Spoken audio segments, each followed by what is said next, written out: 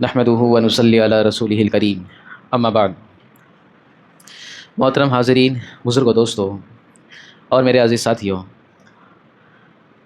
گزشتہ چند دنوں سے جب سے رمضان المبارک شروع ہوا ہے، ہم نے روزوں سے متعلق اس کے فضائل اور مسائل کو سنا ہے۔ اس کے بعد زکوٰۃ سے متعلق بھی گفتگو ہوئی ہے۔ اب چونکہ ہم رمضان المبارک کے آخری عشرے کی طرف چل پڑے ہیں، تو ایک بہت ہی اہم عمل سے متعلق گفتگو کرنا ہمارے لیے، اس کو سمجھنا ضروری ہے، کیونکہ جس عمل کے متعلق میں اب آگے بات کروں گا، گویا یہ تمام اعمال کی جان ہے۔ میری مراد اس سے دعا ہے۔ ایسے تو دعا ہم کو ہر حال میں ہر وقت کرنا ہے، اور جتنی عبادتیں ہیں گویا دوستو یہ دعا ہی کے لیے اللہ رب العزت نے اس کو مشروع کیا ہے۔ لیکن اس کی اہمیت رمضان المبارک میں اور خاص طور پر آخری عشر میں بہت زیادہ بڑھ جاتی ہے۔ تو اس کو سمجھنے کے لیے سب سے پہلے ہم کو یہ سمجھنا ہوگا کہ ہر انسان کی زندگی یہ دو پہلوؤں کے اعتبار سے گزرتی ہیں۔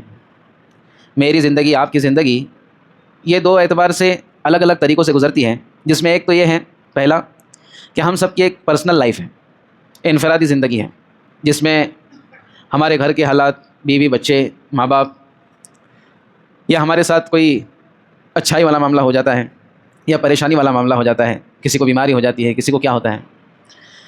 اور دوسری زندگی جو ہے کا پہلو وہ ہے کہ ہماری اجتماعی زندگی ہوتی ہے، کہ ہم محلے کے اعتبار سے کسی نہ کسی سے جڑے ہوئے ہیں، اور دین کے اعتبار سے، دین اسلام کے اعتبار سے ہم کسی نہ کسی سے جڑے ہوئے ہیں۔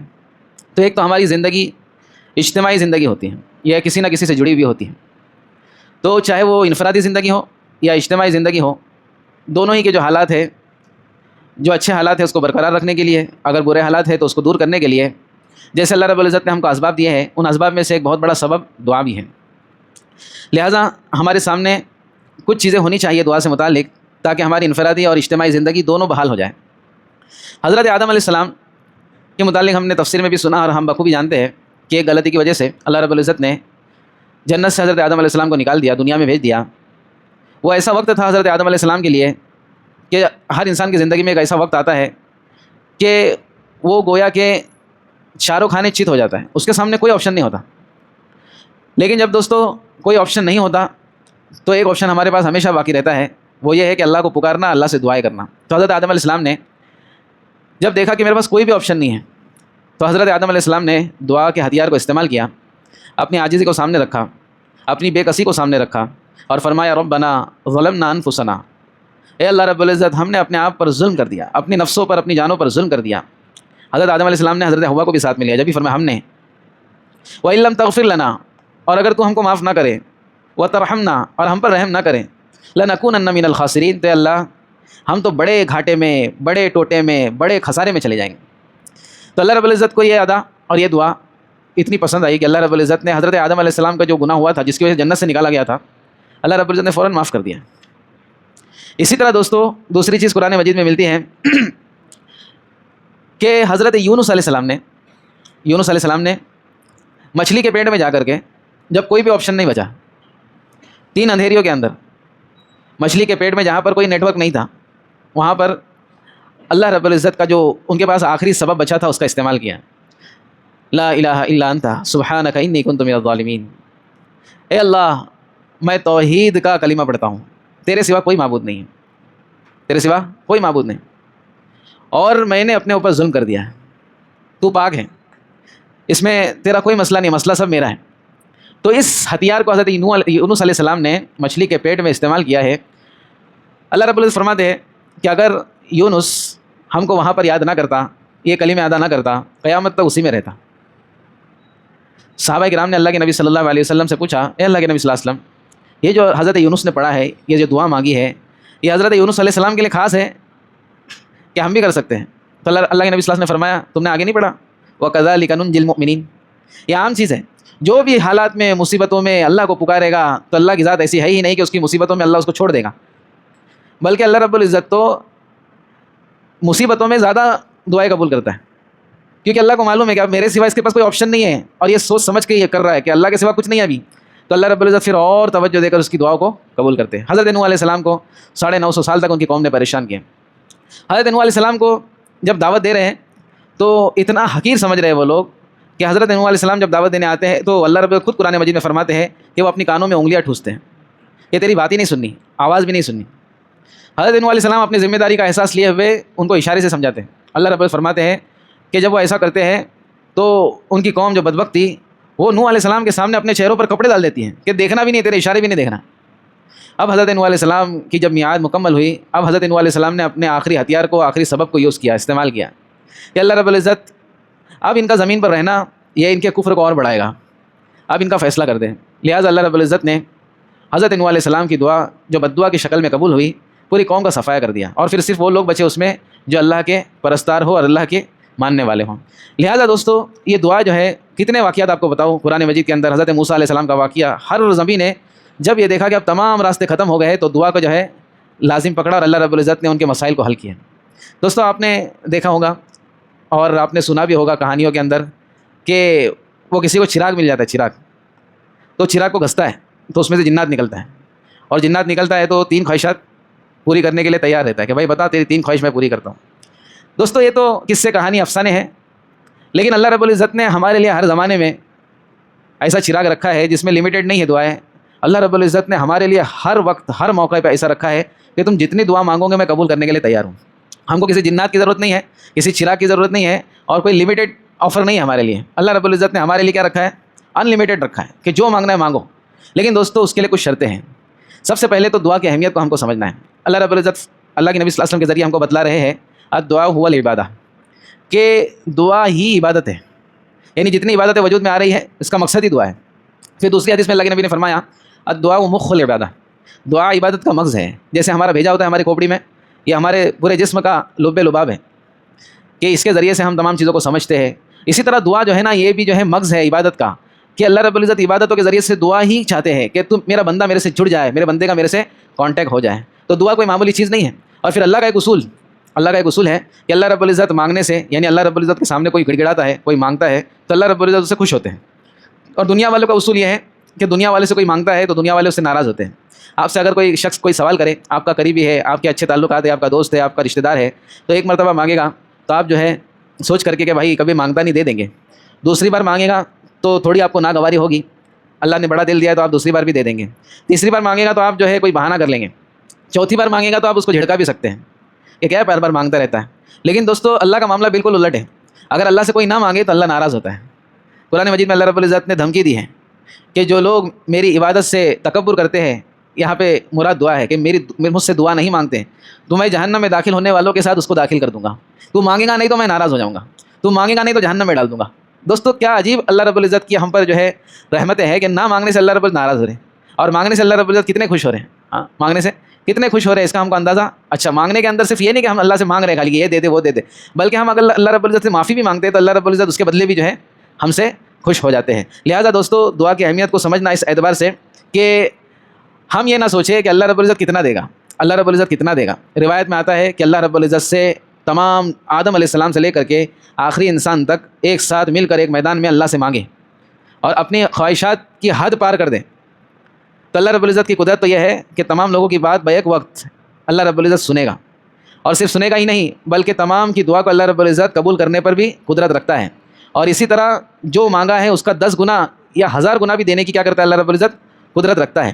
اللہ کے نبی نے مثال دی کہ اگر سب لوگ مانگ لے، اللہ رب العزت سب کو اس سے زیادہ دے دے، تو اللہ کے خزانے میں سے اتنی بھی کمی نہیں ہوگی۔ ایسا نہیں فرمایا کہ اتنی کمی ہوگی، فرمایا اتنی بھی کمی نہیں ہوگی کہ ایک پرندہ سمندر پہ بیٹھ کے اپنی چوچ میں پانی لے، جتنا پانی وہ اس میں سے اٹھائے گا اتنی بھی کمی نہیں ہوگی۔ اور ایک روایت میں ہے کہ سوئی سمندر میں ڈالے اور سوئی کے اوپر جو پانی آ جائے گا اتنی بھی کمی اللہ کے خزانے سے نہیں ہوگی۔ تو اللہ رب العزت کے سامنے دوستو مانگنا یہ اللہ کو خوش کرنے کا ذریعہ ہے۔ دوسری بات، اللہ رب العزت مانگنے سے خوش ہوتے ہیں، اور دے کر بھی اللہ رب العزت کے خزانے سے کوئی کمی ہونے والی نہیں۔ اللہ رب العزت نے خود قرآن مجید میں فرمایا کہ ہمارے پاس تمام چیزوں کے خزانے پڑے ہوئے، یہ جو دودھ ہے، یہ جو شہد ہے، یہ جو پانی ہے، یہ اللہ کے خزانے سے آتا ہے۔ ہم زمین کھود کر دیکھیں ایک دانہ نہیں ملے گا دوستو، لیکن اس زمین کے اندر سے اللہ رب العزت ہم کو جو ہے کئی من جو ہے اناج دیتا ہے۔ یہ کہاں سے آتا ہے؟ یہ اللہ کے خزانے سے آتا ہے۔ فرشتے اس پہ معمور ہیں، دودھ کا ایک ایک قطرہ اللہ کے خزانے سے فرشتے لا رہے ہیں، شہد کا ایک ایک قطرہ اللہ رب العزت کے حکم سے اللہ کے خزانے سے فرشتے لا رہے ہیں، اناج کا ایک ایک دانہ اللہ کے حکم سے فرشتے لا رہے ہیں۔ ہماری جتنی بھی ضروریات ہے یہ سب اللہ کے خزانے سے پوری ہو رہی ہے۔ لہٰذا دوستو ہم اس بات کی فکر کریں کہ اللہ رب العزت سے مانگنا شروع کریں۔ دوسری بات، اللہ کے نبی صلی اللہ علیہ وسلم نے ارشاد فرمایا ہے کہ تقدیر جو چیز ہے نا، تقدیر یعنی اللہ کی طرف سے کچھ چیزیں طے ہے، بلکہ کچھ نہیں، ہر چیز طے ہے۔ اللہ رب العزت نے دنیا بنانے سے بھی پہلے، ہر چیز کے بنانے سے پہلے روایت میں آتا ہے سب سے پہلی جو چیز بنائی وہ قلم بنایا، پین بنایا، پین۔ اور پھر اللہ رب العزت نے اس کو حکم دیا لکھ، تو اس نے عرض کیا اے اللہ رب العزت کیا لکھوں؟